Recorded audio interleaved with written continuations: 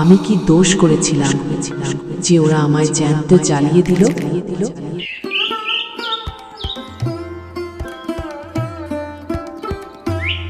চারদিক জুড়ে শুধু ধান ক্ষেত, দূরে দূরে কুয়াশার চাদর, আর তার মাঝখান দিয়ে বয়ে গেছে একটা সরু কাঁচা রাস্তা। যতদূর চোখ যায় সবুজ আর নিস্তব্ধতা, মনে হয় যেন মাটি আর আকাশ একসাথে মিশে গেছে। আর সেই কুয়াশার বুক চিরে চুপচাপ বয়ে গেছে একটা সরু কাঁচা রাস্তা, যেন কাউকে নিয়ে যায় এমন জায়গায় যেখান থেকে আর ফিরে আসা যায় না। রাস্তাটা দিনের বেলা একদম সাধারণ, কিন্তু রাত নামলেই সবকিছু বদলে যায়। একটা প্রশ্ন করি আপনাকে, আপনি কি কখনো এমন কোনো আলো দেখেছেন যেটা নিজে থেকেই জ্বলে ওঠে, কিন্তু কেউ জ্বালায় না? না মানুষ, না কোনো শব্দ, শুধু হঠাৎ করে অন্ধকারের ভেতর এক অদ্ভুত আলো। আজকের গল্পটা ঠিক সেই আলোকে ঘিরেই। এই আলো দেখা যায় শুধু রাত গভীর হলে, ঠিক 12টার পর। এই আলো জ্বলে উঠলেই বুঝতে হবে কেউ আপনাকে দেখছে আর আপনাকে ডাকছে তার দিকে। ওই রাস্তাটার একদম শেষে একটা পুরনো ঘর। গ্রামের লোকেরা ওটার দিকে তাকিয়েও তাকায় না, কারণ তারা বলে ওই ঘরটার ভেতর ঠিক রাত 12টার পর আলো জ্বলে ওঠে নিজে থেকেই, কিন্তু সেখানে কেউ থাকে না। আমি প্রথমে বিশ্বাস করিনি, গ্রামের মানুষ এসব কথা বলে ভয় দেখাতে, এই ভেবেই বিষয়টা উড়িয়ে দিয়েছিলাম। কিন্তু সেদিন আমি নিজের চোখে দেখলাম। আমার নাম রাশেদ। শহরের ব্যস্ততা, চাকরির চাপ আর চারপাশের কোলাহল সবকিছু থেকে একটু দূরে থাকতে কয়েকদিনের জন্য মামার বাড়িতে গ্রামে এসেছিলাম বেড়াতে। ভেবেছিলাম গ্রাম মানেই শান্তি, খোলা আকাশ, নিস্তরঙ্গ রাত আর নিশ্চিন্ত ঘুম। কিন্তু গ্রামে পা রাখার প্রথম দিন থেকেই একটা অদ্ভুত ব্যাপার চোখে পড়ল। গ্রামটা অস্বাভাবিকভাবে চুপচাপ।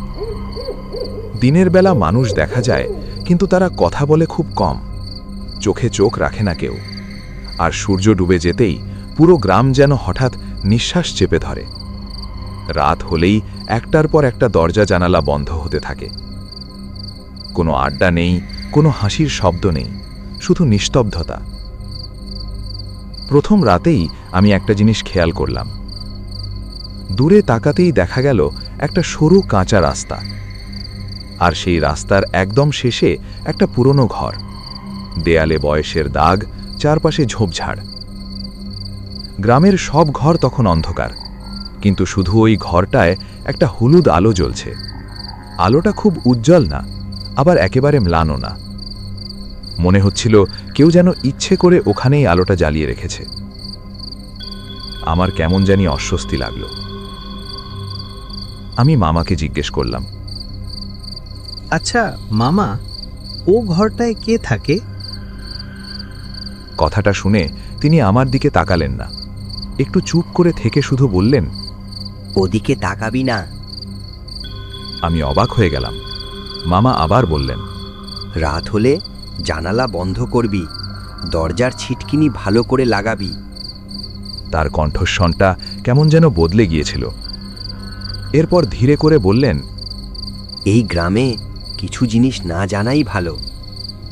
আমি আর কিছু বললাম না, কিন্তু সেই মুহূর্তেই আমার বুকের ভেতর একটা অজানা ভয় ঢুকে পড়ল। যে ভয়টার কোনো নাম নেই, কোনো কারণ নেই, তবুও সেটা ধীরে ধীরে মনের ভেতর জায়গা নিয়ে নেয়।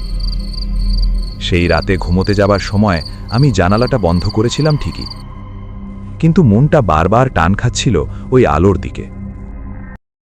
পরদিন সকালে আমি বাজারের দিকে গিয়েছিলাম একটু ঘুরতে। গ্রামের বাজার ছোট, কিন্তু অদ্ভুতভাবে নীরব। হঠাৎ করেই একটা দোকানের পাশে এক বুড়ো লোকের সঙ্গে আলাপ হলো। মুখে এক ধরনের ক্লান্ত ভয়ের ছাপ। আমি সাহস করে জিজ্ঞেস করলাম, আচ্ছা কাকা, ওই কাঁচা রাস্তার শেষের পুরনো ঘরটার? কথাটা শেষ না করতেই বুড়োটা চারদিকে একবার তাকালো, তারপর খুব ধীরে করে বলল, তুই শহরের ছিলে বাবা, সব কথা জানার দরকার নেই। আমি চুপ করে রইলাম। কিছুক্ষণ পরে সে নিজেই আবার কথা শুরু করল। আজ থেকে ঠিক 10 বছর আগে ওই ঘরটায় থাকতো এক বিধবা নারী, তার নাম কমলা। গ্রামের লোকেরা বলতো সে ডাইনি, কালো জাদু তন্ত্র মন্ত্র করত। রাত হলে তার ঘর থেকে অদ্ভুত আলো দেখা যেত, আর ভেতর থেকে শোনা যেত মন্ত্র পড়ার মতো শব্দ। কেউ কখনো প্রমাণ পায়নি, কিন্তু ভয়টাই ছিল সবচেয়ে বড় প্রমাণ। এক রাতে হঠাৎ করে ওই ঘরে আগুন লাগে। পুরো গ্রাম জেগে উঠেছিল আগুনের আলোতে। সবাই ভেবেছিল সেই রাতেই কমলার মৃত্যু হয়েছে।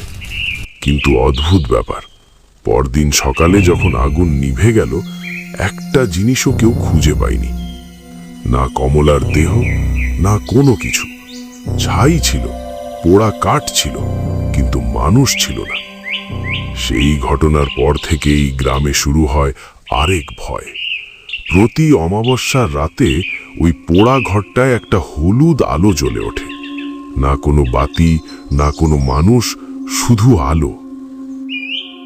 বুড়োটা আমার দিকে তাকিয়ে খুব নিচু স্বরে বলল, আর যারা ওই আলো দেখতে যায় তাদের শরীরটা ফিরে আসে ঠিকই, সে একটু থামল, তারপর বলল, কিন্তু মানুষটা আর আগের মতো থাকে না। বুড়োর কথা শুনে আমার হাত পা ঠান্ডা হয়ে গেল, কারণ সেদিনই ছিল অমাবস্যা। আর আমি আগের রাতেই ওই আলোটা নিজের চোখে দেখেছি। সেই রাতটাই ছিল অমাবস্যা। আকাশে চাঁদ নেই, তারারাও যেন লুকিয়ে পড়েছে। ঘড়ির কাঁটা ধীরে ধীরে এগোচ্ছিল 11:59 থেকে 11:59। আমার বুকের ভেতর অকারণে ধকধক শুরু হয়ে গেল। ঠিক তখনই দূরে কাঁচা রাস্তার শেষে ওই পুরনো ঘরটায় হঠাৎ আলো জ্বলে উঠল। কিন্তু এবার আলোটা আগের মতো স্থির ছিল না। আলোটা কাঁপছিল, নড়ছিল। মনে হচ্ছিল আলোটা ধীরে ধীরে আমার দিকেই এগিয়ে আসছে। মনে হচ্ছিল আলোটা আমাকে দেখছে। আমার নিঃশ্বাস ভারী হয়ে গেল। ঠিক তখনই হঠাৎ জানালার বাইরে কিছু একটা শব্দ, খুব হালকা, খুব কাছে। তারপর একটা কণ্ঠ, খুব পরিচিত কণ্ঠ। রাশেদ, দরজা খোল। আমার শরীরটা মুহূর্তেই জমে গেল। ও আমার নাম জানে কিভাবে? আমি তো কাউকে কিছু বলিনি। আর এই গ্রামে তো কেউই তো আমাকে ভালো করে চেনে না। তবুও সে ঠিক আমার নামটাই ডাকল। হাত কাঁপতে কাঁপতে আমি জানালার বাইরে তাকালাম। আর তখনই আমি তাকে দেখলাম। একটা মহিলা, পরনে সাদা শাড়ি, লম্বা চুল, মুখটা স্পষ্ট না, কিন্তু চোখ দুটো আগুনের মতো লাল। অথচ সে হাসছিল, একটা ঠান্ডা নির্বিকার হাসি, যেন সে জানে আমি আর পালাতে পারবো না। পরের মুহূর্তেই সবকিছু অন্ধকার হয়ে গেল। আমি চোখ বন্ধ করিনি, তবুও চারপাশ বদলে গেল। চোখের পলকে আমি আর আমার ঘরে নেই। আমি দাঁড়িয়ে আছি ওই পুরনো ঘরের ভেতরে। চারদিকে পোড়া দেয়াল, কালচে দাগ, মেঝেতে শুকনো রক্ত, এত পুরনো যে রংটাই বদলে গেছে। ঘরের ভেতরটা ঠান্ডা, অস্বাভাবিক ঠান্ডা। আর আমার সামনে একটা আয়না, পুরনো, ফাটা, ধারে কালচে দাগ। আমি ধীরে ধীরে আয়নার দিকে তাকালাম, কিন্তু এ কি? আয়নায় আমি নেই, একদম নেই। আয়নার ভেতরে দাঁড়িয়ে আছে কমলা। তার চোখ এখনো লাল, কিন্তু হাসিটা আরো চওড়া। সে আয়নার ভেতর থেকেই আমার দিকে তাকিয়ে বলল, আমি কি দোষ করেছিলাম যে ওরা আমায় জ্যান্ত জ্বালিয়ে দিল? সে একটু থামল, তারপর খুব আস্তে করে বলল, এই আলো তুই দেখেছিস, এখন তোর পালা। এই আলো এখন তোর ঘরেও জ্বলবে। সেই মুহূর্তেই আমি বুঝে গিয়েছিলাম, গ্রামের লোকেরা মিথ্যে বলেনি। এই আলো কাউকে ভয় দেখায় না, এই আলো বেছে নেয়। আর আজ এই অমাবস্যার রাতে আলোটা আমাকেই বেছে নিয়েছে। পরদিন সকাল, সূর্য উঠেছিল ঠিকই, কিন্তু গ্রামটা তখনও নীরব। কিছু গ্রামবাসী বাড়ির ভেতরে ঢোকে, আর তখনই ওরা আমাকে দেখতে পায়। আমি দাঁড়িয়ে আছি ঘরের একদম মাঝখানে, চোখ খোলা, এক দৃষ্টিতে তাকিয়ে, মুখে জমে থাকা আতঙ্ক, যেন এখনো চিৎকারটা বেরোতে পারেনি। কেউ আমার নাম ধরে ডাকে, কিন্তু আমি কোনো কথা বলি না, একটা শব্দও না। কারণ আমি জানি গত রাতে আমার সঙ্গে ঠিক কি হয়েছিল। আমি জানি কোন আলো আমাকে ডেকেছিল। আমি জানি কে এখন আয়নার ভেতর দাঁড়িয়ে আছে। এই গ্রামে একটা নিয়ম আছে, আলো দেখলে তাকাবি না, ডাক শুনলে সাড়া দিবি না।